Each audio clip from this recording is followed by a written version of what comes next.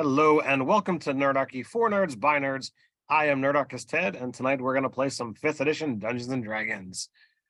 This is the Untraditionally Arcane game. I believe this is session 20 and our penultimate session. We've been running this game for quite some time, and as I should say, the links to not only our sponsor as well as to where you can find these wonderful people on the internet are going to be down in the description below. This game is sponsored by Easy Roller Dice. Whether it's your first set of dice or your 1 millionth set of dice, Easy Roller Dice for all your dice rolling needs. So drop down to the link to drop down the description for that link and a one-time promo code to get 20% off your first order. Without further ado, let's dive into the game and the world. If you're coming into this for the first time, there's a lot of backstory, so jump on the wagon and catch up to all the other 19 episodes. But the players are trying to fix the magic that has gone awry in the world, uncover a plot from some celestial beings who think that magic is wrong and it should not be in the hands of mortals. So when our players last left off, they had returned home with the Abjuration tablet and had found that some celestials had actually broken in to the wizard citadel of Gol Taloth and wreaked havoc. And they were met by not only some injured comrades, but the dead body of Master Raelith, the Master Necromancer. Turns out that the savvy half-elf actually had a clone stashed away in his own abode, and Chess was able to notify people, awaken the clone, and everything was kind of set aright. We return now with the wizards having some ability to plot and plan with what's going on. So I'm going to throw it to our producer to introduce themselves, and then they can throw it to somebody else in turn. So take it away, Jake. Hey, internets, it's Jake from Mini Terrain Domain, and that's where you can usually find me over on twitch.tv/Mini Terrain Domain, where we have just kicked off our streaming once again after a brief hiatus of a couple months. We've got Scribes and Scrolls, a Pathfinder 2e campaign happening on Mondays. Last night, we just launched our brand new Kids on Bikes, Welcome to Paradise, Michigan campaign, where Ted is one of the players, and that's our new Thursday night campaign. We actually had 6 players last night, and it's just a fun and different system. And then we also, a couple weeks ago, launched our monthly Call of Cthulhu series, run by Scribes and Scrolls Ricky, running us through a modern Cthulhu called Lawlerville. So lots of games going on over there, and I am playing Ordo Wonderbeard, a Beeromancer wizard, a rather untraditional school of magic. And I'm going to throw it over to Frag. I knew you were going to do that. I'm Fraginator. You can't find me anywhere but here, and I like it that way. I am playing Carl, the rune casting fairy. I think it's a fairy, something like that. I don't know. We'll figure it out. Let's go, Robin. All right. So I am playing Cheselin, the Drow Bladesinger. I have also picked up Necromancy. Yeah, I think Asa is the one that hasn't gone yet. Yep. Yeah, that's me.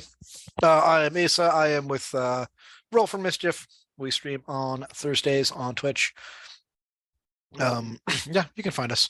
Anyway, I am playing Joshua. They are an onomancer. Yeah, they've really kind of forgotten the whole get names of things recently, but that's what they try to do. I have underutilized this subclass.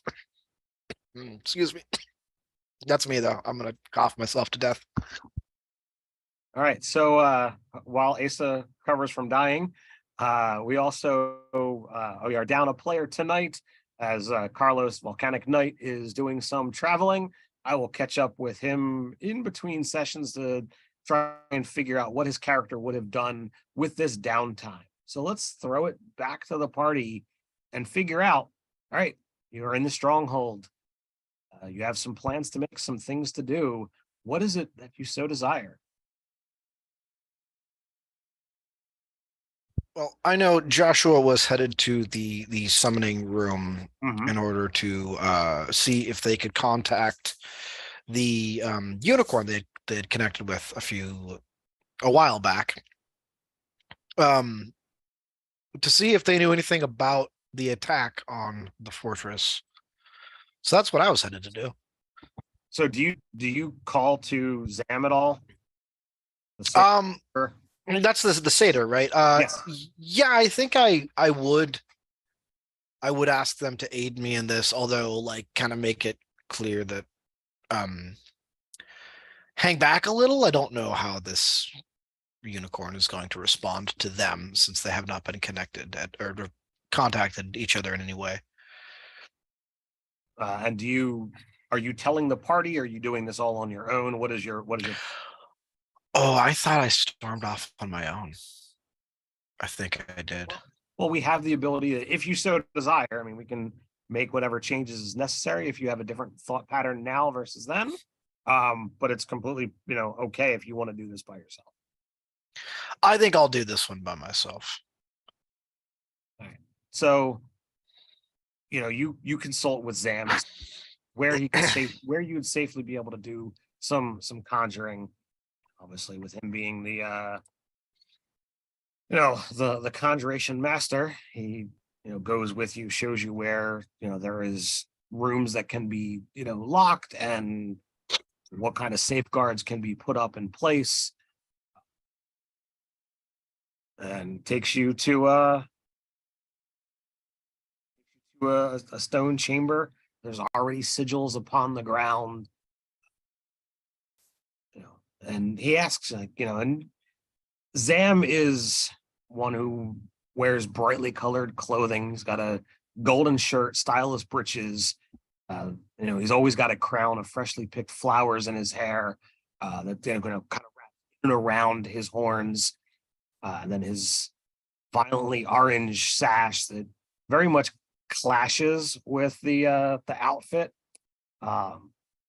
But he's always got a smile and is always happy. And even now, shortly after the attack, now that everybody's safe and they're gone, he's back. Oh, did you cut out for just me? No, I was just about to say, Ted, you're starting to cut out.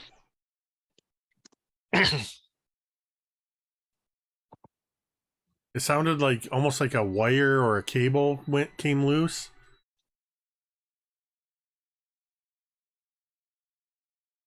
Is he still there?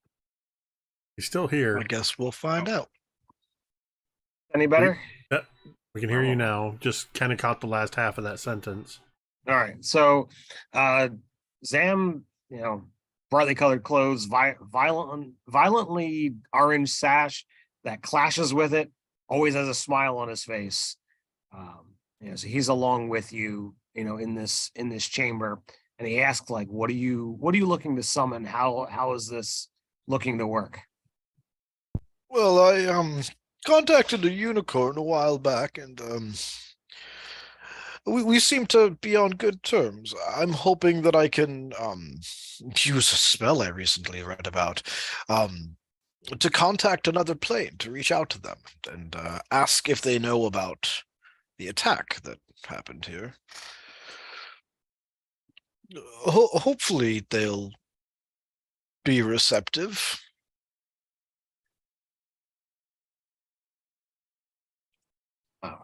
So what the last time you spoke, what was the mindset of this horn? They seem to understand that the subjugation of magic and the way that the other angels that have been involved that they seek to do is not quite right. But I think they are still sort of held to their allegiances in a way. So I don't think they would be willing to act directly against any other celestial creature, but at least maybe they would be willing to give us information. Have you thought of what you're going to use as a bargaining chip? I thought I would just ask nicely. And you feel that this unicorn is, at least at one point in time, allied with this angel? I don't believe they were directly allied with each other, but for a bit, it did seem that the unicorn sort of um thought what was going on, what the angel was doing was correct, and we had a very philosophical conversation, and I feel that I was able to convince them to understand that taking magic away from everyone is a very bad thing. So yeah, I'm not going to stop you. You have nothing to offer, and all you're going to do is say please. I'm not sure how much use this is going to do. well, I don't think it'll do any harm. Well, do as you will. I'll sit back here, and if you need me, Thank you. I would like to look through some of my spells. Could we shift to someone else for a moment? sure. So anyone else have something that they wish to do at the moment? Well, I know that right now Chess is in the library, like pulling down every bestiary she can find with information on celestials and just getting an idea of what is there. So what would be available in terms of like information on like what we're likely to face?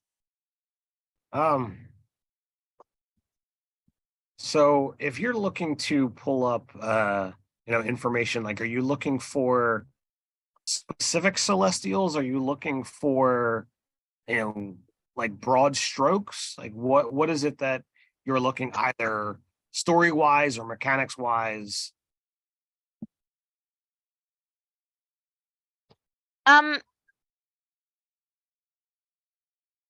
Okay, technically I am looking for mechanics-wise information. She is scouring to try and find weaknesses that we might have missed, or like if there's like there's like different varieties and like what's common. She just wants to know what information that we have on. Sure.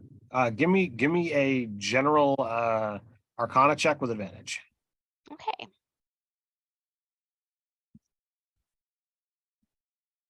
Dice are important. I probably should have those in arm's length when I'm playing D&D. Usual. Today. Okay. It's gonna be a 12. Oh no, I have advantage. What am I doing? That's gonna be a 19. That's significantly better. So generally, not that there's a whole lot of wizard spells that you're going to be using. Radiant damage, many are either resistant or straight up immune to. There's some that, when you look at you can run the gamut of anywhere from immune to resistant to vulnerable to necrotic damage, but that does seem to be like the more antithesis of what they are, Well, from the lower planes. okay. Many of them fly and have wings, are resistant or immune to mind affecting attacks.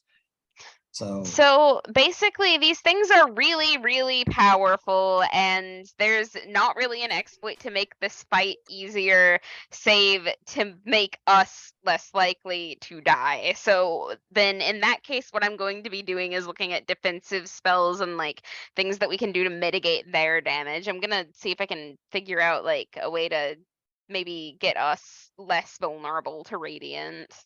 Sure. I'm gonna need to think about that though. Sure. To get Sure. back to me. Carl or Ordo, anything that you're looking to do? Go ahead, Jake. So I'm doing a couple things. First, I've been, for however long we've been here, and I mean in the grand scheme of things, every time we come back here, Ordo offers trim beards, eyebrows, ear hair, nose hair, haircuts, all of that kind of thing to any of the wizards or party members or anybody that would like to avail themselves of his services. During which time, Ordo has been saving all of the clipping, not in a creepy, weird way, in a creepy wizard way. Okay. The second thing that Ordo would be doing now that we're here would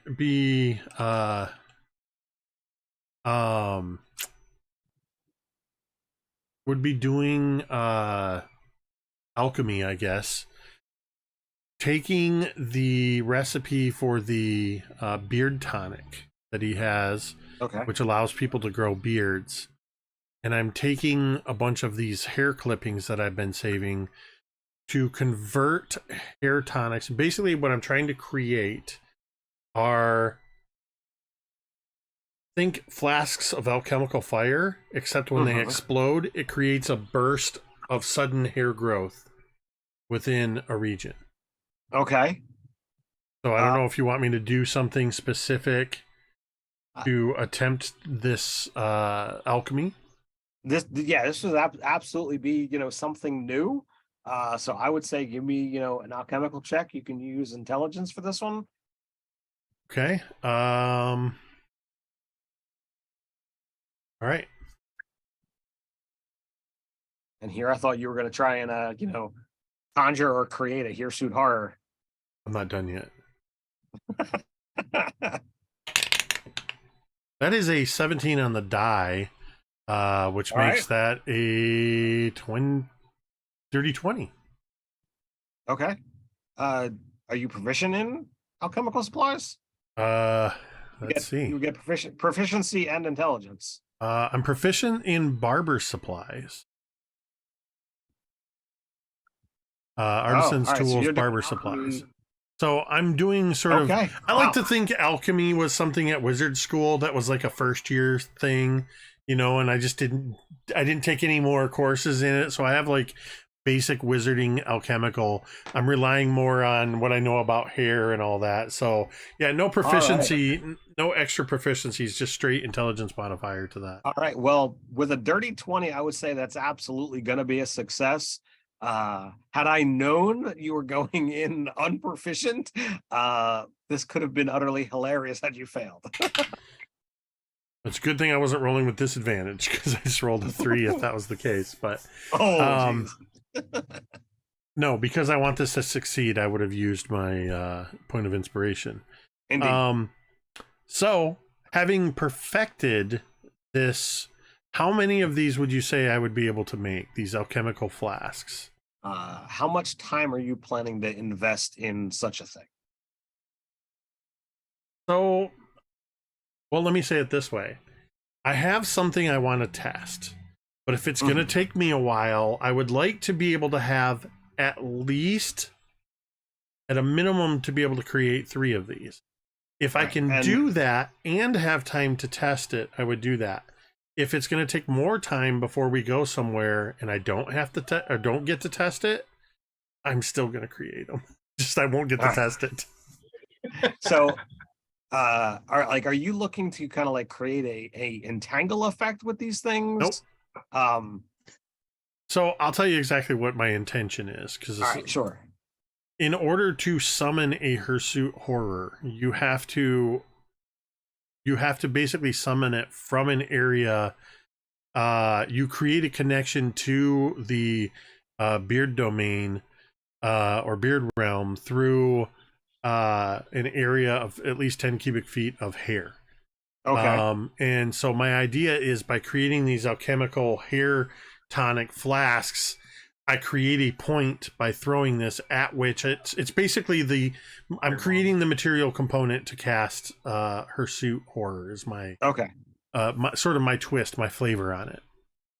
Okay. It's kind of like a little element of Pokemon and other things where I basically go hirsute horror, and throw a flask. And it's a good thing that our Loxodon friend isn't here anymore, because that would actually terrify him, I think. All right, so realistically, all you're doing with this is creating the spell component to be able to use your spell. Right. Okay, yeah, I would say you have plenty of time to be able to kind of create these things, with what you have, and be able to test it should you so desire. So I just imagine that at some point, if anybody happens to be walking by this area, because you when you were guiding Joshua, Zem was guiding Joshua, you mentioned there were rooms for summoning and that sort of stuff. So while Joshua's having this earnest thing trying to figure out how to get in contact with and summon this unicorn, in the room next door, just every once in a while, there's like a boom, muffled boom, and a plume of smoke comes out from the door, along with an inexplicable large amount of hair that just seems to suddenly come out from under the door or around the edges of the door frame, as I'm conducting my experiments. Okay.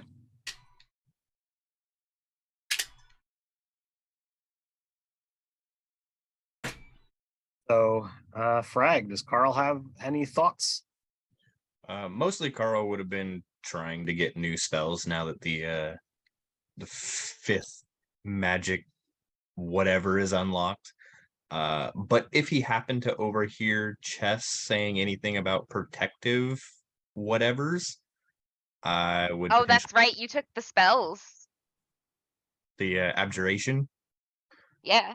Yeah. So I would fly over to her and be like, "Hey, Jess. Yes. I got a thing, I think. Go on. Hit me." I throw a punch. Does she have to roll it, or can I just let it hit? Yeah, you can. Okay. Let it So when you hit me, like barrier goes up and absorbs the damage. It goes, I can't do it a lot, but it's a little bit. Beyond point with that, I'm going to keep looking. We can use everything that we can have in our corner. I'm hoping that we've got enough stuff in here to scribe a couple of scrolls before we go. And I don't know if it'll help, but I can make circles on the ground, and if bad things walk into them, they take damage. I don't know if that matters. That does. That very much does. You're going to want to put those in doorways. It takes me a minute. I can do 4 of them. Okay, well, hopefully we'll end up in a situation where we can make use of that. Okay, thanks, bye. I have coffee. It's black as my soul.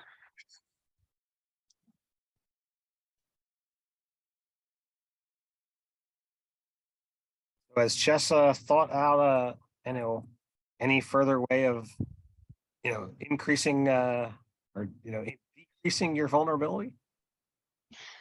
I'm looking at mirror image. Spell wise, you guys, number one, you guys have as much time as you feel you want to do here. You've always been told in between sessions you have access to the full library and can copy anything that you want. There's paper and ink, so any spell that's available, you pretty much can have.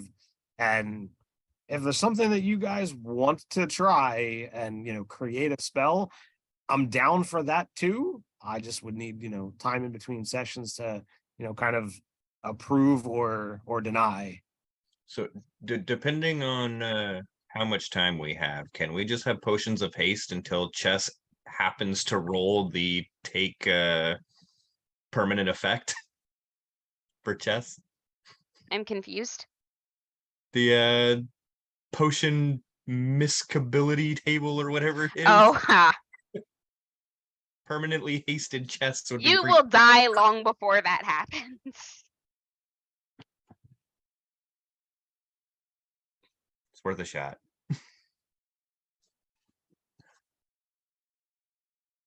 So I mean, we I don't generally do the the mixing potion kind of thing. It gets very wonky, with things. But I know that there's some DMs out there who absolutely love doing that kind of stuff, and some of the crazy antics that happens, like permanency is fun, but I don't think playing those odds is something you really want to wrangle with. I know I certainly don't. Well, I don't either. I was just putting it out. It's just But like mirror image lasts for a minute and it isn't concentration. It is self only, however. So what I want to do is scribe enough scrolls of that we can each have one. Sure. So that's what I'm doing right now. We're gonna look like an army.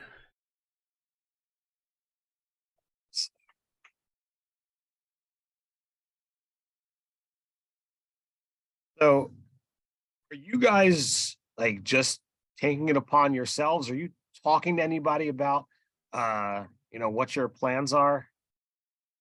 I mean, I definitely will be at some point, but like this was, we're wizards. We're kind of arrogant. Phase 1 was go to the library. I'll say that in the process of cutting various wizards' hair, I'm doing the barber thing where I'm making small talk, and it's sort of like in bits and pieces. I'm querying different wizards about their thoughts on our situation and just trying to pick up any helpful information. Where Chess is somebody that's gone immediately to the library and is doing the deep dive, I'm trying to take the easy way out and just ask around a little bit. Sure. Is there any particular mentor that you want to talk to? I mean, not mentor, master.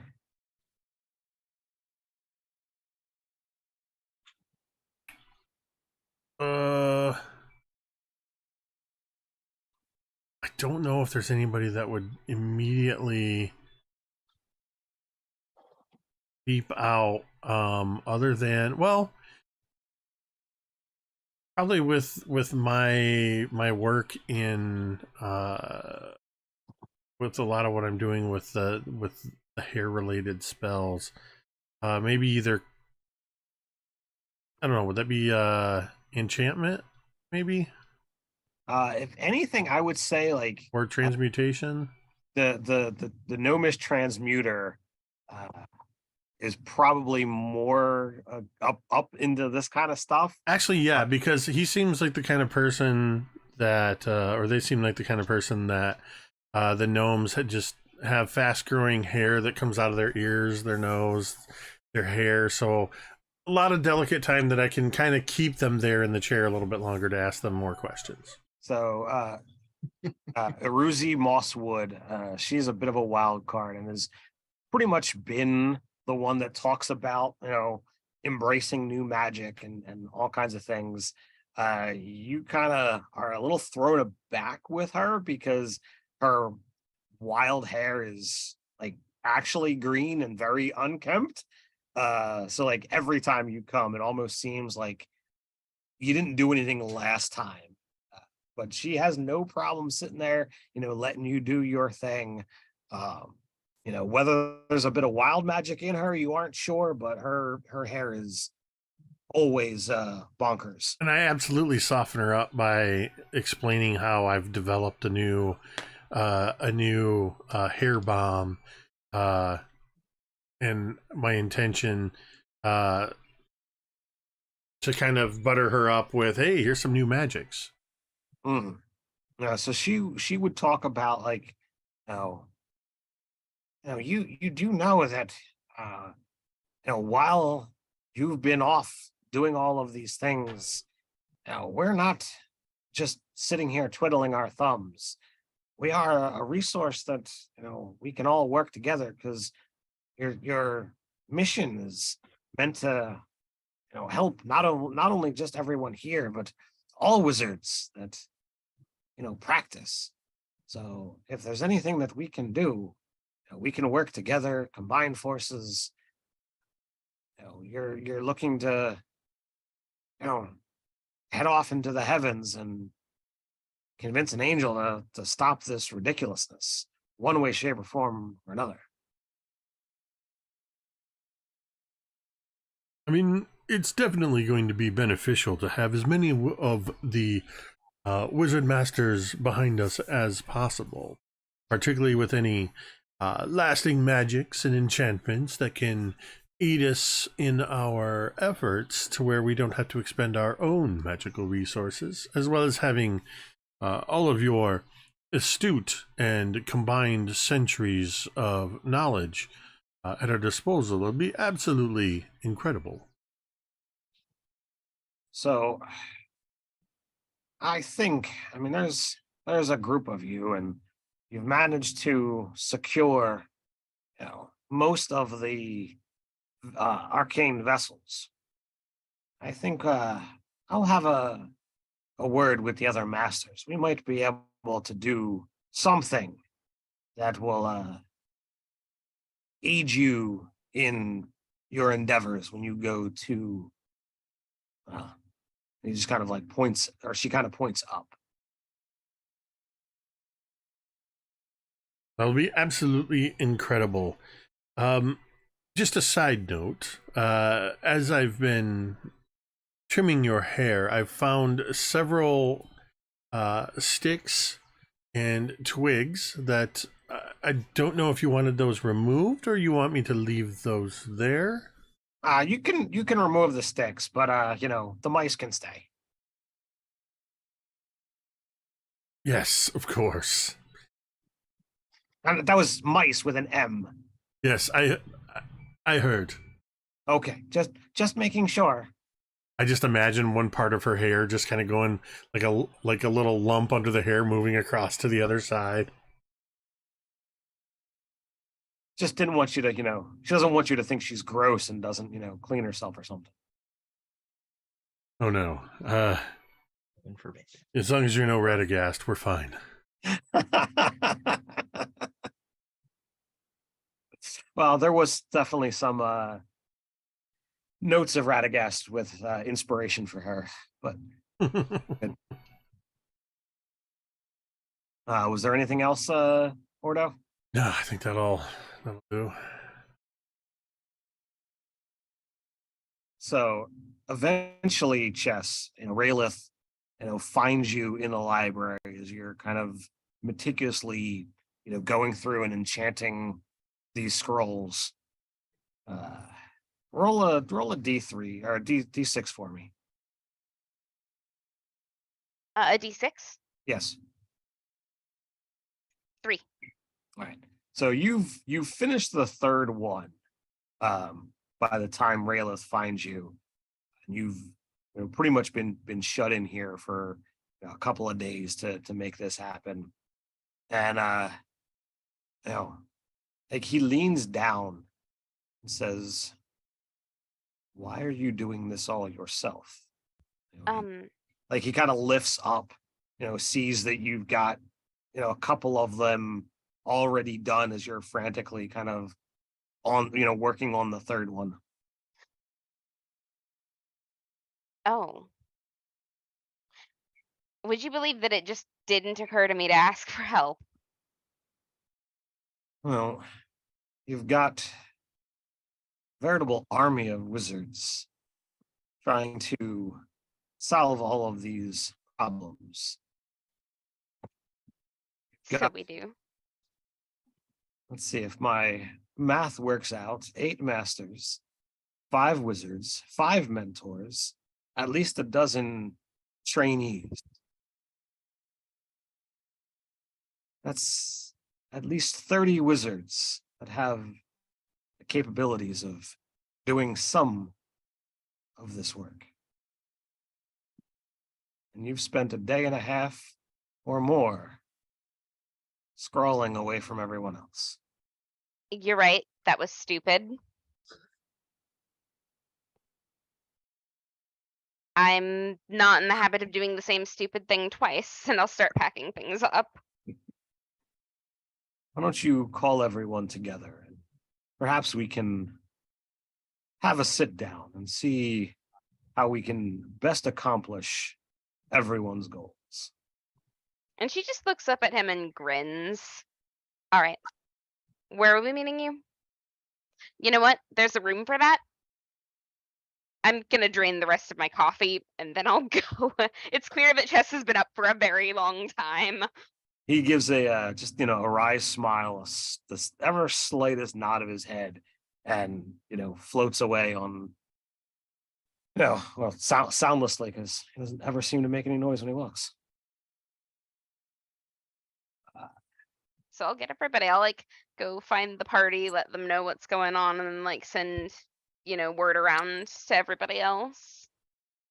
So while all of this is transpiring, Joshua, you have Yes, sir. called forth your circle. Mm-hmm. Sam, kind of just casually leaning, up against the wall. You note that he's, while looks casual, is leaning in such a way that, his arm is completely free, that, should he need to act quickly and cast a spell defensively or offensively, he's got that capability. The layers of protection are, put out, and he kind of walks you through, what he would consider standard protections for calling the plane that you are looking to do so. And you reach out, and what is the name that you are sending off into the ether? Well, the first thing I'd like to do is cast skill empowerment upon myself. Okay. And empower my persuasion. Okay. I do not off the top of my head remember the name of the unicorn, but I do remember that it did give me their name for the sake of calling them. So yeah, I would like to use contact planes as the ritual to reach out to this unicorn. I'm actually looking to see if I have notes somewhere not on D&D Beyond.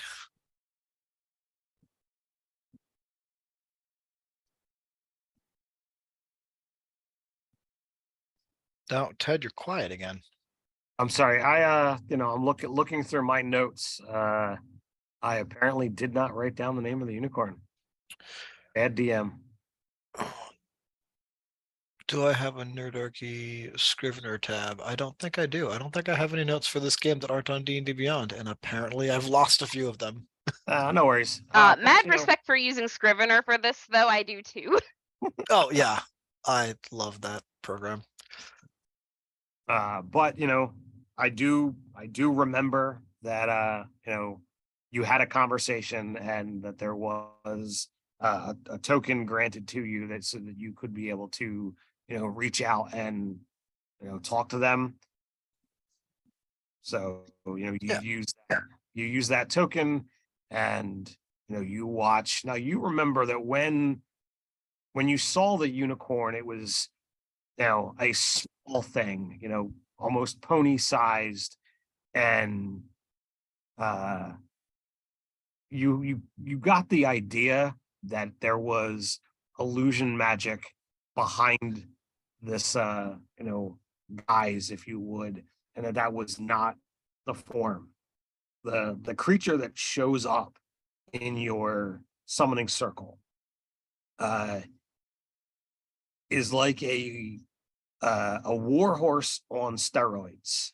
This thing is massive, incredibly muscular, still incredibly beautiful.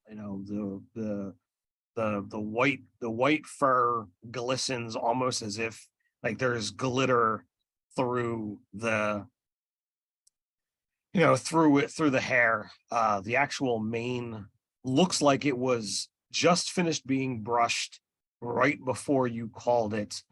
The horn looks like it's almost made of opalescent pearl, and that it itself almost looks like a gemstone. The eyes almost seem to be like liquid gold. The hooves shine and appear perfectly manicured. and it appears, with you at its flank, and it turns, and you feel like the weight of this thing's gaze upon you. And it's not what you think, but give me a wisdom saving throw. All right. That would be a 20, dirty 20.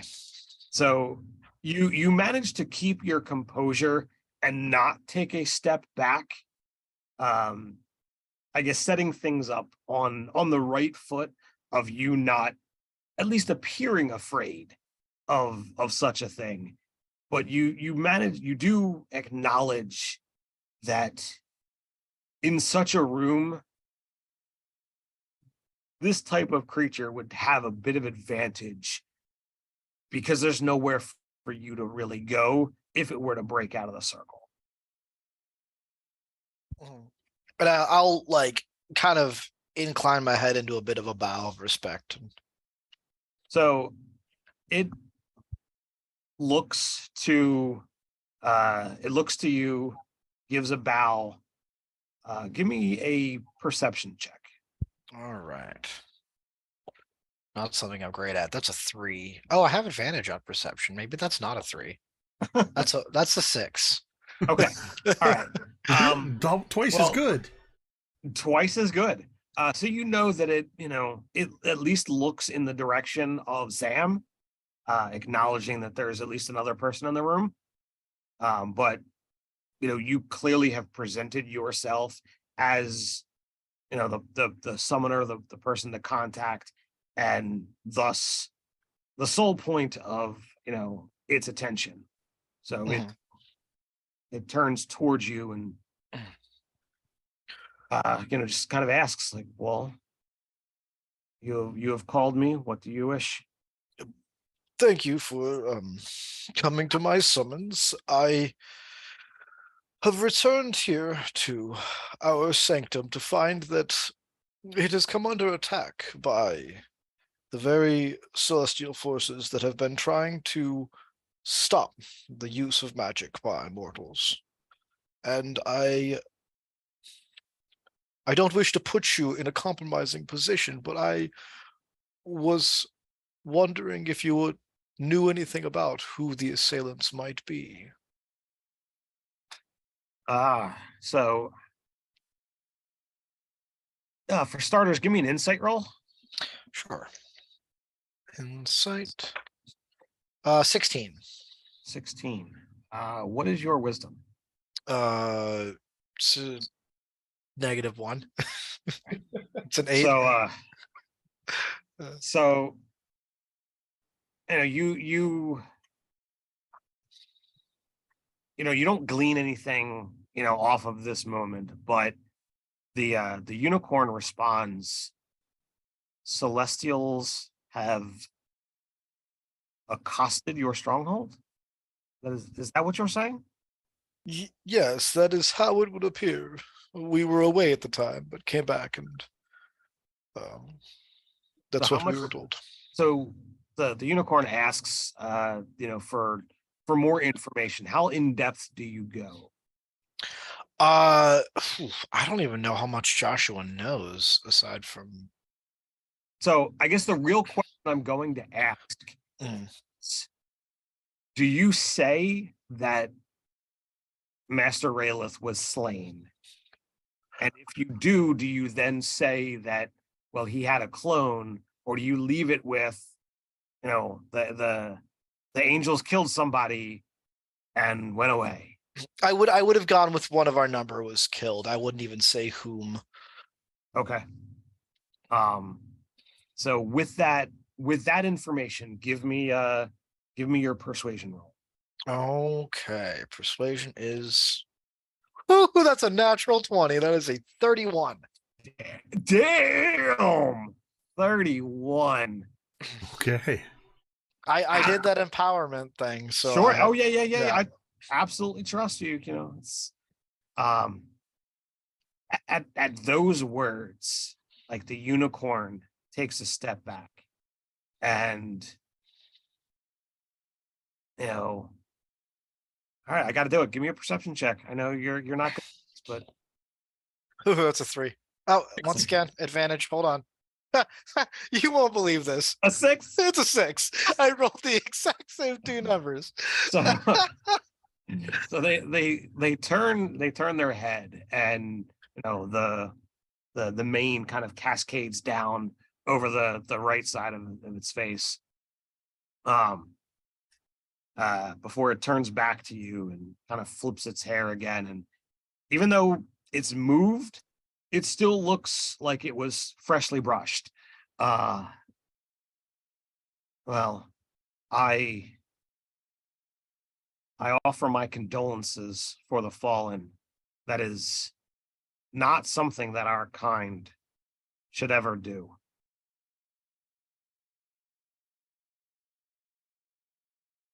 I can only offer so much in lieu of this debt. But what is it that you ask? Mostly I am hoping for a name, a place to start, some way that we could track those responsible. But whatever age you are willing to give, even I would never truly ask this of you if you were not willing, but even if it meant joining us along in the battle, in the confrontation, I recognize that asking you to go up, raise arms against your own is unthinkable, and I just feel as though we have no direction. We are rudderless in the wake of this attack, and I would be prepared to offer you in return my services. I could gift you my name and allow you the ability to call on me whenever you would need. As soon as you say, I would offer you my name, a whip crack of a voice, yells, stop. And I need you to make a wisdom saving throw. Okay. That is a 12. So you stop mid-sentence as a very, crooked, bent over old man that you came to the tower with appears out of invisibility in the room with you. His gnarled walking staff, slash cane, like kind of crumples the top, and you can see that there's like a like blood red orb at the top of it. And you almost hear the sarcasm as he says, Joshua, you are not to be giving away such things to ones like this. Go ahead and give me another wisdom save. Okay, another wisdom save. Ooh, that's much better. 18. All right. So you feel the whole person, breaking around you as your mentor stands 10 feet away. But you see the guise that he's wearing is beginning to break apart. It looks like red lines are appearing on his skin, but it's more than just his skin. It's in his in his brown robes that he wears, and the form begins to kind of fall off in pieces, almost as if the porcelain is cracking. And inside you find a very large, large for its size, but a large imp now standing in place where your mentor was, still holding what is now a full-on staff as opposed to a cane. I was beginning to protest and say my whole thing about names and whatnot and freely given and all that before the transformation, and I just sort of stand there, my mouth open. And then I'll stand up a bit straighter and kind of look down. I assume I'm still taller than it. Yeah. He tall for an imp is like over 4 feet. I'm imagining this is the Gandalf scene where he stares down Bilbo. And I'm gonna go with the you never shown that form before. Is this why you wouldn't trust me with your name, demon? So as he as like he takes you in, he realizes that his form is not what he thought it was. Well, to be fair, devil.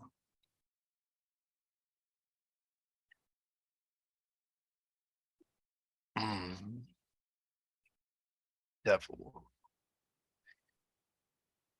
Interesting. When I think about when you came into my life, and I'll take a few steps closer, it's about the time that my family and I were cursed with this form. You wouldn't have anything to do with that now, would you? Who said anything about curse? All should wish to look like you. And you can hear like the scratch of hoof on stone behind you. Just saying. Yeah. I'll take another step toward him and say, again, answer my question. Are you responsible? There are so many ways. No, none of your devil tricks, none of the words, none of it. You tell me a straightforward answer. And I'll look to the satyr. I'll look to kind of the Zam. Yeah, Sam. I'll look to the unicorn as well. I'll say. So Zam is kind of like questioning like what the flip is going on here. As you look back to the unicorn, like they're like at first they had taken a step back at the appearance. Like you froze in place. This devil appears. It's stuck in a summoning sigil. It's wondering like, did they read this situation wrong? What's going on here? But then like as it's kind of moved beyond the unicorn and it's a confrontation between you two, you get the idea that the unicorn is kind of just not trying to anger you by purposefully shattering your sigil, but it's like casually leaning the its shoulder against your barrier to see if it can come through without hurting you. So I'll kind of just lean on the tell me what I want to know, or I let him free. Well, all right. As I was saying, there's directly responsible for, indirectly responsible for. I didn't do it, but I was aware of it.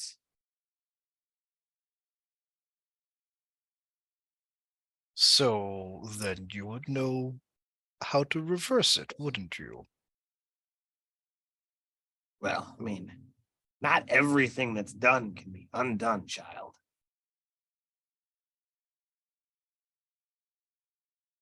You wanna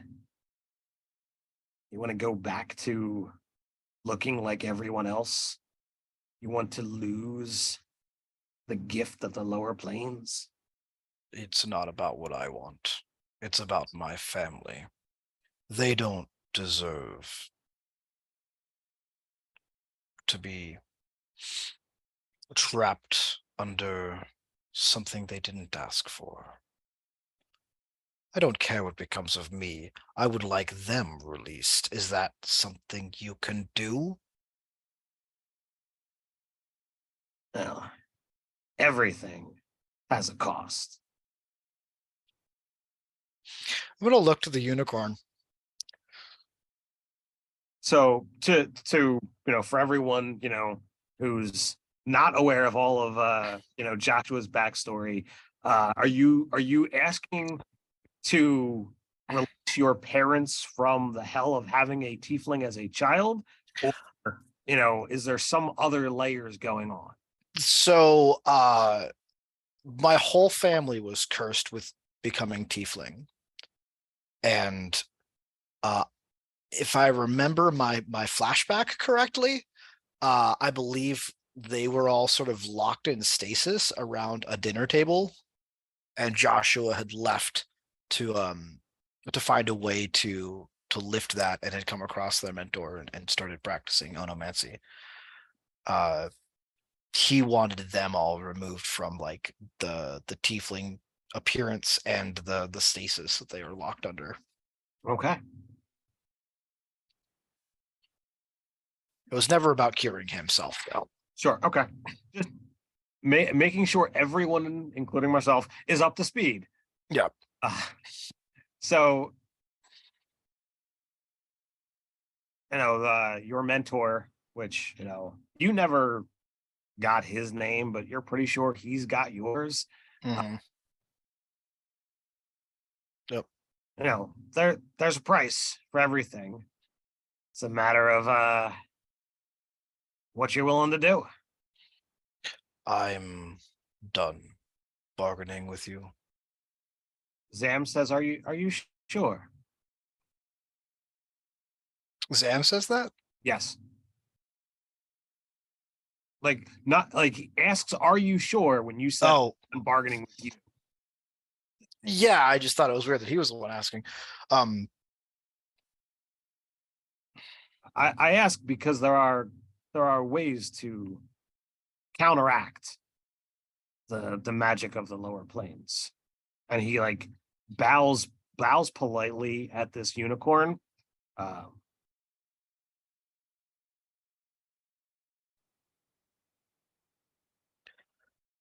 There may be ways, but I don't think I want to continue to make deals with devils in order to find them. At that, Zam nods, and you watch as the imp begins to like freak out. With one hand, Zam touches the stone walls, and you watch as layers of glyphs begin to just line the entire room. With his other hand, he says, "Bye-bye," or with the other hand, he begins gesturing and says, "Bye-bye," and you just hear a pop as your mentor completely and utterly disappears. It does not take a genius of an arcane caster to know that the spell Banishment was just cast. Yeah. I'll look to Zan and say, well, doesn't solve my family's problem, but I can still find a way. We will make that happen. You doing a great service for all wizards when all of this is done. And I am quite sure that we will find a way together, even if it is just you. I'll turn to the unicorn too and say, you have been honest and trustworthy to me. I would devote myself to your service. And I'll kneel down.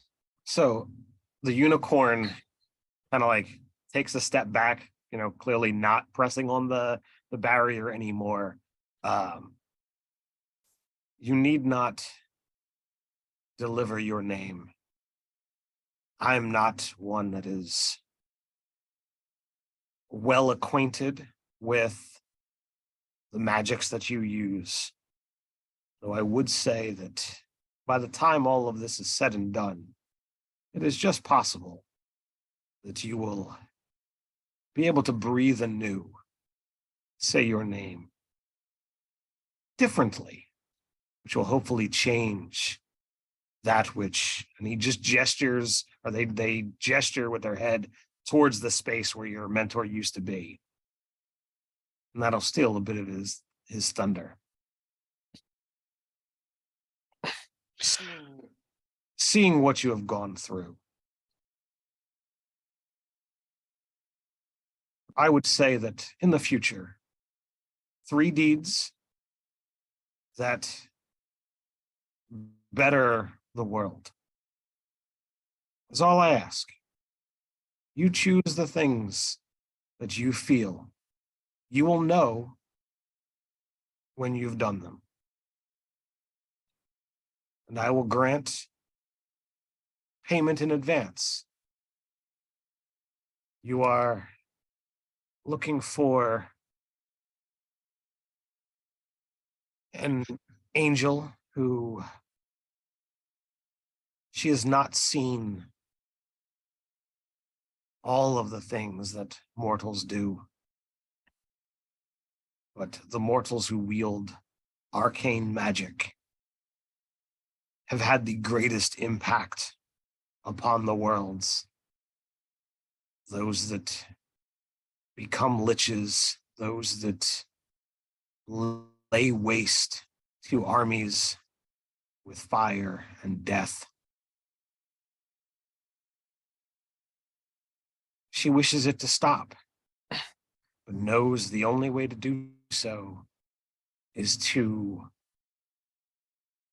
break the magic without knowing what the broken magic is going to do, how much more damage that could possibly do. The name you are looking for is Zerthamon. She has a small citadel within the heavens. She has crafted numerous ways to gain followers. Over the years, you will find that there are cults that have been started in her name. You'll look for those that call themselves the Rune Breakers. They despise all magic, divine and arcane. They do whatever they can to anyone that they witness using any kind of magic. You know that there are races that are born with it. They are clearly an abomination to the Rune Breakers. The list goes on. In trying to stop what she calls as evil, she has created just as much, if not more. Now, beings, I am what I am. I will not go after my own kind, but I can at least deliver that name and that tidbit of information to you. You have given me more than I had hoped for. Thank you. Just remember, 3 deeds. 3 deeds. I can do that. If it means my family is safe, I can do that.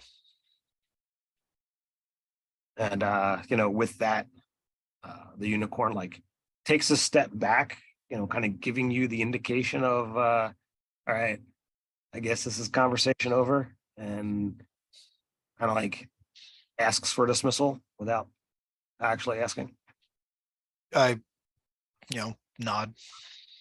So the spell energy ends, and the general hum of wizard magic that filled the chamber begins to die down. With it gone, you hadn't even realized it was there, but now the lack of it, the silence is screaming. As Zam just kind of looks at you in curiosity.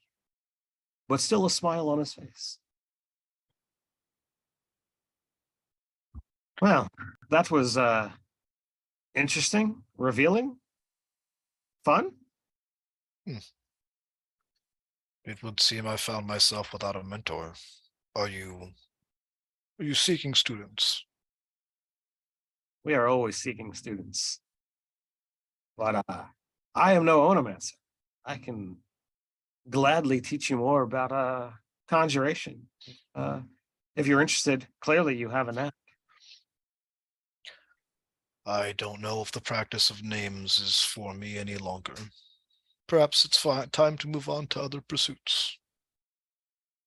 Well, we can certainly aid you with that here, regardless of what direction you choose to go. I think that's about all I've got for this scene. So as you guys exit the chamber, you move to wherever it is that you move off to, and then eventually the lot of you are kind of called again to the meeting hall. You guys have spent quite a lot of time at. The message is delivered that Raylith has asked for everyone to kind of gather. And yet again, you've got the Council of Eight sitting on just a slightly raised dais. You've got the 5 mentors and 4 mentors and the 5 students in the room. Phlox is being a little quiet, taking in all of the information. You've got a handful of students that aren't normally here. You can see that they've got some kind of marking on their sash that shows what kind of magic they've been able to do, what they've dedicated themselves towards. Those with one marking are clearly newer students, but those that have higher are in attendance at this meeting. So, with everyone there, Raceland kind of not Raceland, Raylith, very, very different character, kind of nods at everybody as the last gathers. It says, "It has come to my attention that everyone has run off to do their own thing. I know we wizards tend to think that way, but it is not the wisest course of action if we look to actually resolve this all in a, shall we say, timely manner." So he gestures towards Ordo. I see there is some alchemy in the works, as well as your usual hair cutting. I see there is some scrolls to be done. He nods a little bit deeper to chess, and some other things to be had as he gestures towards the rest of you. And he gestures with his left hand towards the 8 to a dozen students that are on the other side of the room. To the lot of you, I put them at your beck and call. They are all competent students. They have a wide variety of skills. Should you wish potions made, are those handy? Scrolls made, they are handy. Investigations done, they know their way around the library. But I go further. The masters and I have divvied up the remaining vessels. We will handle what is there with a couple of our older proteges, trying to tackle them all at once. Those of you who, when you are ready, I've spoken with Zam, and We apparently have some more information, and we will get to that in a minute, Joshua. I think we can do more. Each of you, and he gestures towards the lot of you. Seek out. He gestures towards the council. Pick one whose powers you either enjoy or lack. And we can craft you a token.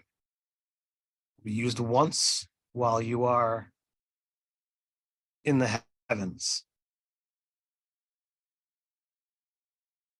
It will do, well, what our School of Magic is meant to do. I won't say any more. You are all intelligent beings. But we must see this to the end, and we must be successful. And because we have called you in to start it, we hope that you will be the ones to end it. Kind of looks across the other 7 masters. They all kind of, give their assent. Clearly, they've had their own conversations. And with that, I give the floor to Joshua. I believe who has something to say. Yes, I've learned the name of our foe, as well as some information that may help us. They are, or she is named Zerthamon. I believe I said that right. Mm-hmm. And she has a small church within the Celestial Plains. I was told that, as well as a tie to an organization called the Rune Breakers, who wish to eliminate magic, divine, arcane, all types, from the hands of all mortals, regardless of the cost. These are our foes, and I hope that we can reason with them, make them see that the cost of removing magic is so much more devastating than whatever damage it may cause, and that our goals and their goals are not so different. We too would like to keep people from using these power to their own selfish ends. There's just a better way. Now I could use a glass of wine. So somebody does like the double clap. And within a couple of minutes, wine and whatnot is brought in for those that are thirsty. So I don't know how else you wish to have us be of service, but we're wizards, damn it. Need you all to work smarter, not harder. That on a shirt. We're wizards, damn it. Well, all of us here wish this to be resolved.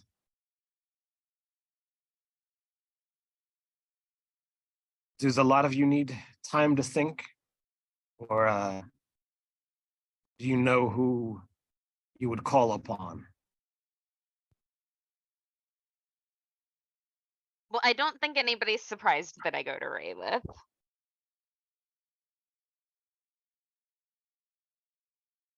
And what about the rest of you?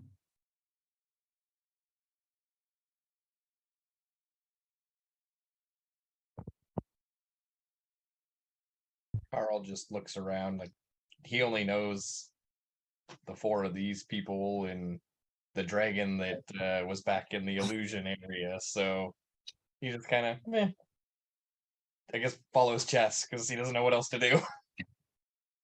Oh, we would only be able to craft one token. That's fine. Oh, Carl, are you fielding suggestions? Sure. Yeah, sure. I'm gonna point at the I believe he is an orcish gentleman that is in charge of evocation. Oneth. I think you'd have fun with him. The half orc. Okay. He makes things explode. I think you would does. enjoy that. I'm sure you would enjoy that. I've never actually made anything explode, but that does sound fun. So Oneth looks down. Are you a medium-sized fairy or a small-sized fairy? Why are you gonna get sizes on me? I don't know. I'm not being sizist. I'm just asking for a description, dude. I don't know. Let's go small. I don't think I have it written down anywhere. I don't know if fairies have the ability to be medium sized. I was just curious. So the half orc evocator is huge. Yeah, so he looks down at your tiny form, and even though he's a wizard, like he's jacked. He's strong. He actually has a great sword that is usually within arm's reach. At present, it's kind of like behind his chair, like leaning up against the stone wall, point down so that he could easily grab it if need be.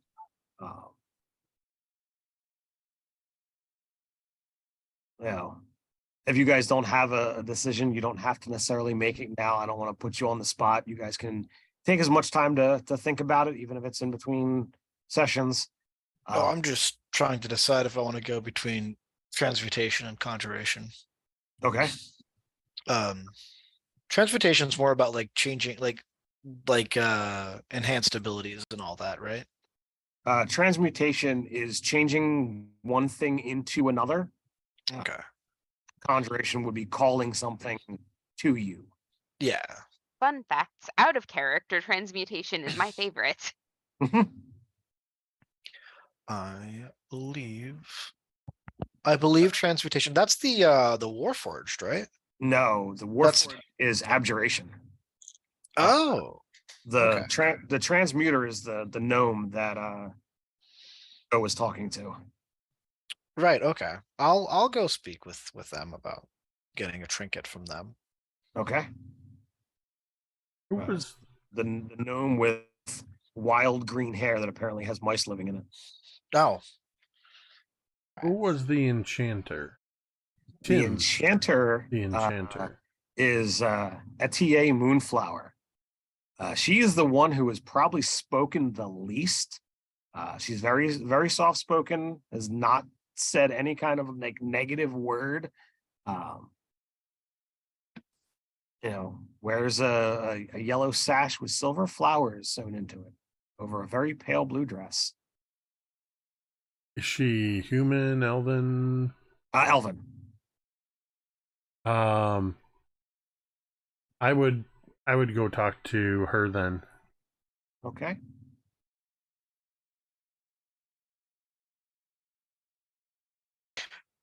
And what was the name of the transmutation master? It's a weird one. Go back to nope, that one. This one. Iruwize. Iruzi.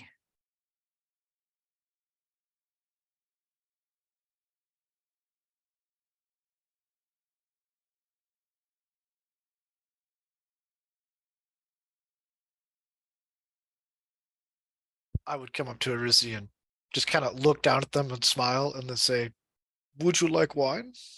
Cheese? Both?" She would take the wine in one hand, the cheese in the other, and she holds the cheese up to her hair, and something pokes its head out and like snatches a small piece of cheese and pulls it into the hair. Oh my, you seem to have pets living in there. What are their names? Oh, I'm sorry. Old habit. Ratatouille. I've got too many to know all of their names. Well, they're quite lovely. Trinket. What can we do in the way of that? Well, the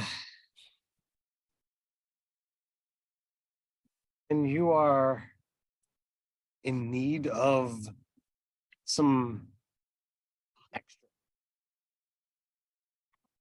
Use the token, and it will be the, I guess, the pinnacle of our school, and as such, it can be guided by necessity. So it has options. Just between you and I, side question.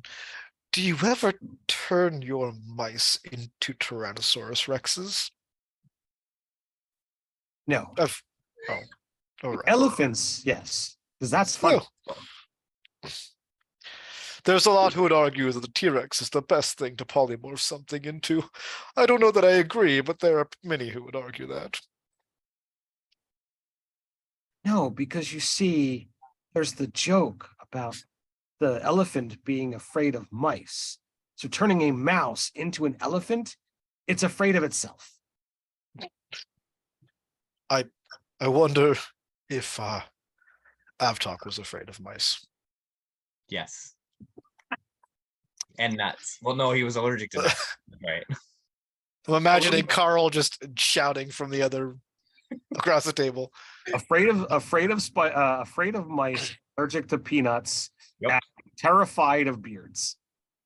That was one that grew on him. Literally.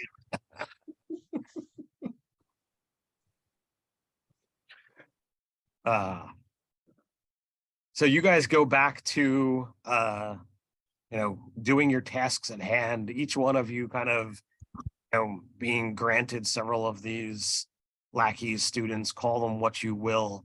Do you guys have any orders for them? I mean, obviously I know Chess is working on scrolls, and Ordo is working on some alchemical stuff, which the dude who gets pawned off on alchemy to like mix hair bombs, he is definitely not thrilled at this. But the other one that's there seems intrigued at the idea and wonders if there are other applications that can be done with it beyond just creating more hair.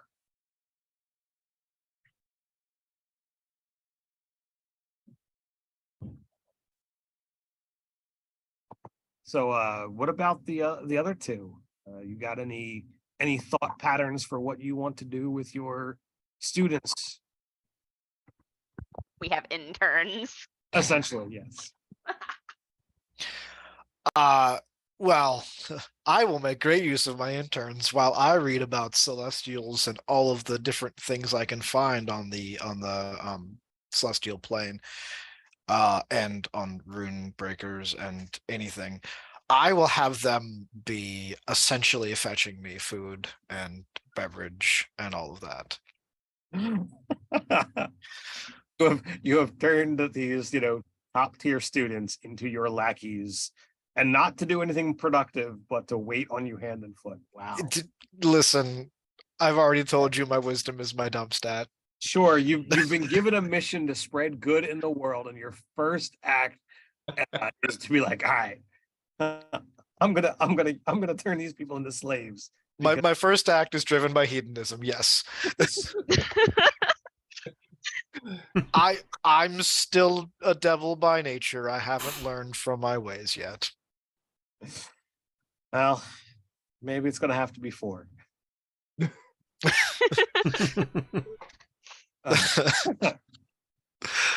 So what about you, Carl?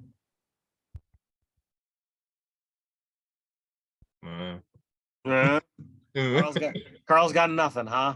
I just picture Carl everywhere he kind of flies around to. There's just this like half a dozen interns that are rushing to keep up with him. To do absolutely nothing. I think we're playing tag or hide and seek, and I keep running away, and they keep finding me. I just don't understand the assignment. You guys are gonna kill me. Ordo will take some time to figure out what each of these wizards' areas of expertise are, and have them present their ideas. Ordo is looking very much to, not intentionally setting out to do this, but I imagine whatever Joshua's doing, this is the complete opposite. Ordo is like elevating them, having them lead discussions and present based on what their strong suits are, and figuring out ways that we can use everybody's strong suits together to when the time comes down to it, to enhance ourselves in whatever ways we need to. So looking through, the list of schools, the three students that you were kind of drafted with, you were working on an alchemical project, so you were given students that had proficiency in alchemy. One's an evocator, one's a conjurer, one is a transmuter, all things that could possibly come out of a typical potion, if you will. So the evocator's clearly all about the boom and likes the concept of just like filling an area with this hair, and presents it in a way of like causing it to block passages and what have you, but isn't really thrilled with anything, because there's, other than the physical push of the hair growth quickly, there's not a whole lot of boom, not a whole lot of destruction. So they're not very apropos to like thinking outside the box with this, where once you get into it, the other two, the conjuration student and the transmuter student, like they begin kind of like talking back and forth, and you realize that there is a decent synergy between calling forth other energy and making something, get larger or shape it. So you've got the capabilities to possibly take what you've already got as a foundation, but then like link in some conjuration magic and pull energy directly from the beard dimension, and then be able to have an even greater reaction. It would take time to explore what that potion would look like and what you might be able to do with it. But both of them are incredibly intrigued by developing this further, and you may or may not have some further interest in your beardy spells, as some might call it. It's kind of funny that you started saying that, because what I was going to suggest was that if we could focus on the energies on distilling the summon hirsute horror combined with this catalyst of the alchemical hair tonic, to kind of distill it into potion form, where it's basically functioning almost like a spell scroll, but as a conjuration potion, but also turning to the one that's kind of like, oh, I don't know what to do once it bursts out into hair. What do we do beyond there? Think of two stages of an alchemical reaction. The first is of the hair. The second, we start at the roots, and much like coloring the hair, you start an even stronger chemical. Now you don't want, and I start kind of going through some of these alchemical formulas, and what I'm actually putting together is a variation on the chemical reactions that go into a perm, but taking it a step further to the elements of that would actually increase the thermal reaction that takes place. I'm envisioning throw the flask, it bursts into an area of hair that essentially, after a short delay, incinerates from the roots outward. Kind of a delayed blast hairball. It's gonna smell like burned hair. It is. Yes, it's going to be awful. See, that's another component to it. The smell. It's already psychologically working on Oh my me. God. Also, I have 4 sisters, and I grew up in the 80s, so there were a lot of home permanents that were going on at our house. So I can almost smell those chemicals right now. I can tell you all the full story later if you want. But I've literally set my own hair on fire, so I totally know what that's like. Well, you're gonna have to tell a story because you can't just open up with that and then leave us hanging. Maybe not now, but it'll have to be told. I would like to catch Joshua in the hallway at some point. With a net. With a What? net. You said you won't Oh. catch it in the hallway. I said with a net. Oh, that's funny. No, just like for a brief word. I'm mediocre drunk at this point. Okay. Can I tell?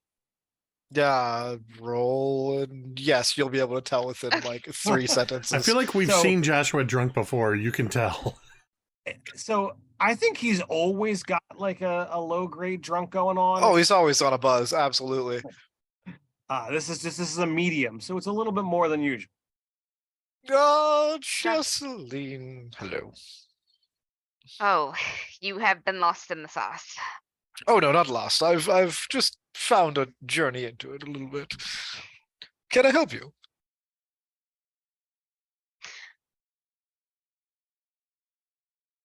Okay, so I'm gonna have to pause you there because I'm pretty sure she never told you that her name was Chessaline, and that is what I was going to catch you for, but you just used it, so I don't know how to go from here. Oh well, then I have to just say chess and retroactively take that back because I don't think you did either. Well, he's probably heard it, just not from your own mouth. Oh, that's fair. It still matters. Okay, so she'll pause then, and she'll be like, "My name, it's Chessaline." Oh, I gathered that much, but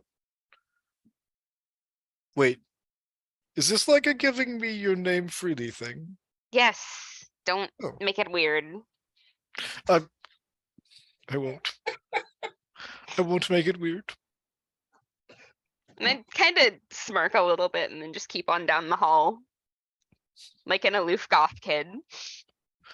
Oh, I'm gonna turn to one of the students and be like, "Did you see that? I think we're friends." Oh. Also, I was on my way to talk to Ordo. I found out this thing. Come on, bring the wine. So the one student who's kind of tagging along, carrying I'm assuming probably your satchel, leans in and says, "Do you think she gave you the name and mispronounced it on purpose just to mess with you?" Ooh. No, she wouldn't do that. I mean, would she? Oh, I don't. I'm gonna like mutter to myself in a bit of doubt. You've been a jackass to these guys for the last couple of days, so they this one feels it's justified in getting your paranoia on. Oh yeah. I would like to then go to Ordo wherever you're at. Just follow the smell of burnt hair. I feel like I open a door and just tendrils of hair come streaming just out. wisps of hair floating in the air and a horrible odor. I found something remarkable, Ordo, in this book. It has all of these artistic depictions of angels. And you know what I noticed? Not a single one of them has any hair, or beards, rather. No beards. No beards. I think you found their weakness. Angels without beards. They're afraid of facial hair. They're terrified. The Or can't pure believe. depictions of celestial beauty, and none of them have beards? Not a one. Then they are truly lacking. Something we can remedy. I turned to one of the other wizards. I don't know what their names are. Alistair, take a note.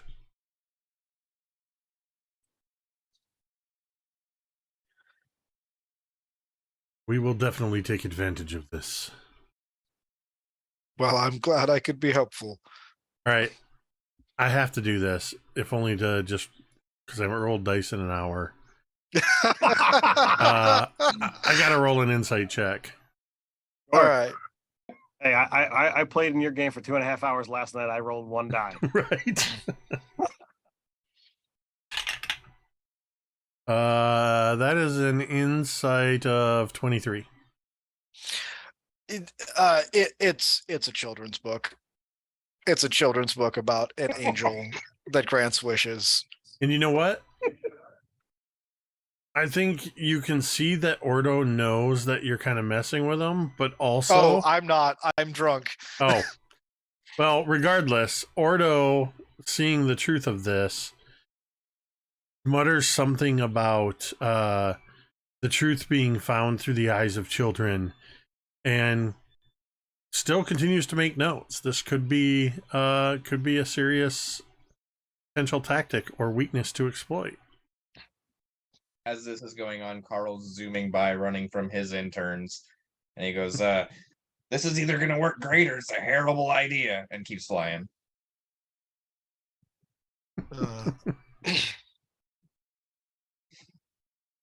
I need to lie down, I think. Wine is better when you're sitting or lying.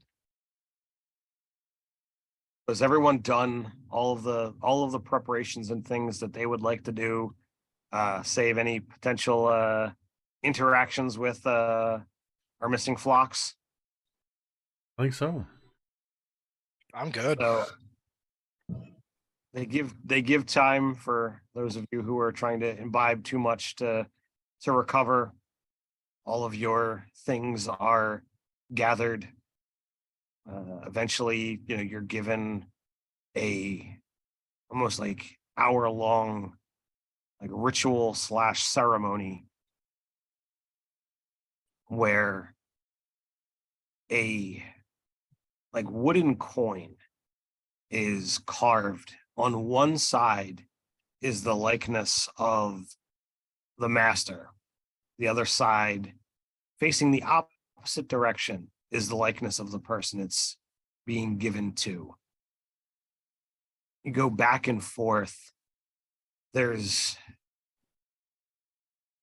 almost a like intimate level of connection of the magic of yours and theirs weaving. You can see spell energy like lacing out from you, though it's completely willing, and it's tying itself around the energy that is coming from the master. You know that these things, as they tell you, are not something done very often, because it's not so much that it's risky, it's has the potential to be depleting if not done correctly. Some in the past have tried and actually killed themselves to actually craft such a token. It's far more versatile than a sphere of energy. It's far more, it's got more potential than a scroll or a potion, but it's got to be guided solely by the person that it's crafted for. And it will not last long, which is why it's being done the day before, the day before that you guys leave, so that not only will they be able to, replenish their energy before they go off on their own mission, or before they go and craft the portal to where you guys are going to have to go, but so that you guys have ability to rest and be ready to go on your own mission as well. Tie these energies together. Each of you off in your own separate, antechambers, all go through this unique ritual, experiencing an aspect of what school that you're looking at. So, chess, when you're there with Raylith, the cold of death, the afterlife, almost fills the room. You can feel the energies gather. At one point in time, you literally see a spectral creature kind of waft in and out through the room. You feel hands just kind of grip your shoulder in icy claws. Not there's anybody there when you turn and look. I don't think I would turn and look at this point. I feel like I'm sort of accustomed to it by now. Carl, when you have this gathering with Oneth, the half-orc, as much as a boisterous individual as he is, he fills the space, and you feel the elemental energies whip around the room. Fire and lightning, sound, cold, acid. It plays on this coin or disc. You watch as the coin itself seems to almost glow and expand, crack and reform as it almost pulls in the energy. You yourself feel more alive, more energy than you've ever had in the past. It's almost challenging to sit still while all of this energy is moving about the room. But you're able to maintain as you watch these lines of energy coming from you being laced with all of these energies. You feel the ground shake at the impact of these energies moving into this token, this coin. Joshua, you meet with Iruze, the gnome. And while most of the time that you've been around her, she seems, jovial and wild. Here, it's even more so as there is this wave of energy as you begin.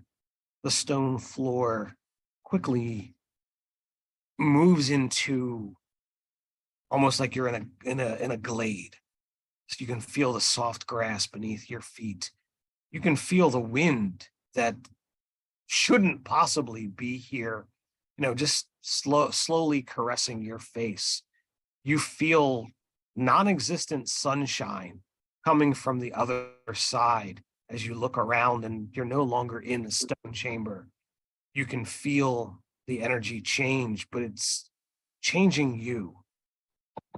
For just a moment, guided by moments of your past, your tiefling form begins to shift and change, and you see yourself as the human you were expecting to be.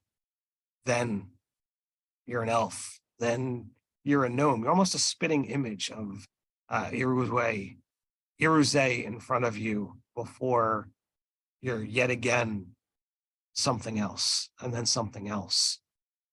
The two of you going back and forth, taking on multiple shapes, the energy coalescing into this token as it goes through multiple forms as well, changing from glass to wood, until eventually this coin shapes itself where it still has that same depiction, her on one side, you on the other. But this token itself seems to be a mismatch of all of these different things: stone, glass, crystal, dirt. But it's held together and seems to be perfectly natural, though in every way, shape, or form, that there is not a place where you have all of this together that holds itself together like this thing does. Ordo, you sit with what is her name? Darn it. Etier Moonflower. Soft spoken as she is, she sits cross-legged in front of you and begins to work the magic. And her voice, soft-spoken, you're almost blown away at the elven song that begins to come out of her lips. Do you speak Elven by any chance?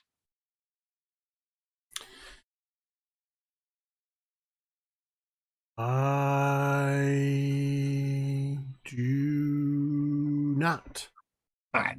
So you don't understand the words that come across, but as she begins singing, it's a beautiful melody. And even without the words, you can feel the pitch of emotion. You feel yourself being lulled into whatever this song is, and it is taking your breath away. It is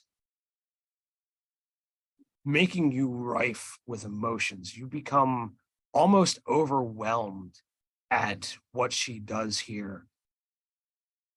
And eventually you understand that this is the song. This is exactly what enchantment does. It has the ability to overwhelm the senses. It has the ability to make others do as you want or guide them as you want, but so much more. You feel the magic of what's here. And you understand that it's not a forceful situation. It's not like she's trying to dominate you, but more guide you through the process. And where when you have a conversation with others, some you feel like the energy is being pulled out of your allies. Here, it's a gentle coaxing. It's outside a nest, and there's no way to force the creature out, but you can just slowly tease it, slowly coax it to come out.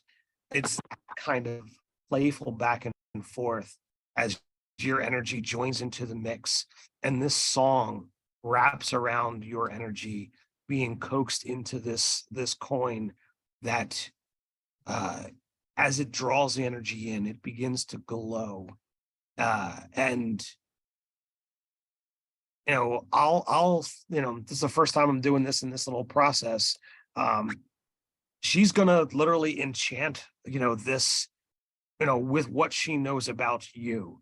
So you tell me, what is the end result of what this coin looks like, understanding that the shape will be unchanged, but what is the nature of what this thing looks like?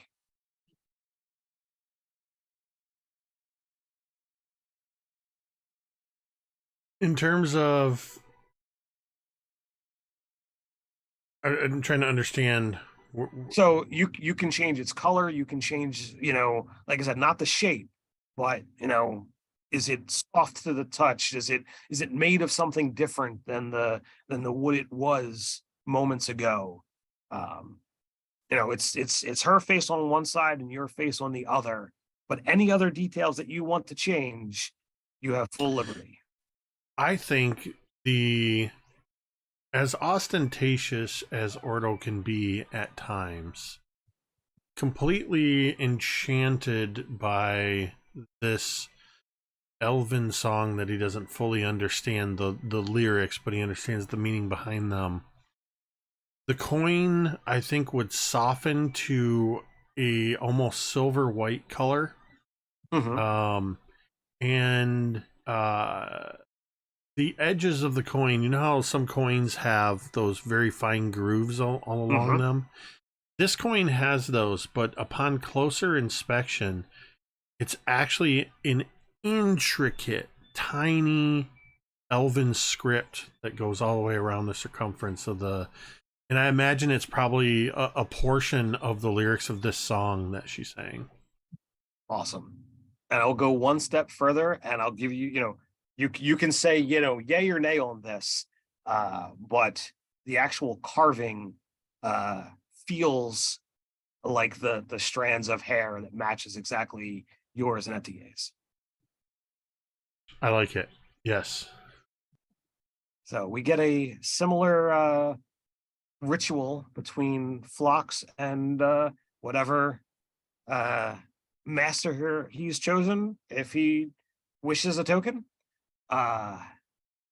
you get your restful night before you're gathering all of your supplies, being called forth to, the summoning chamber, and there, several of the masters are gathered, and they begin to collectively call forth the energies to make a portal. And as the shimmering barrier opens, you can see bright light and beautiful white, and even a slight song in the air coming through the portal as you step off into what appears to be clouds. And that is where we will end tonight's session to pick this all up next time. Right. Very awesome. Thanks for watching out there. Hope you guys all had fun. I hope you, our fellow players, had a blast. Absolutely. As we lead absolutely. into our final session of this campaign. Links are down in the description below, whether you want to go check out the sponsors, whether you want to follow all of these wonderful people on the interwebs. And of course, you know the drill. Until next time, Stay Stay nerdy. nerdy.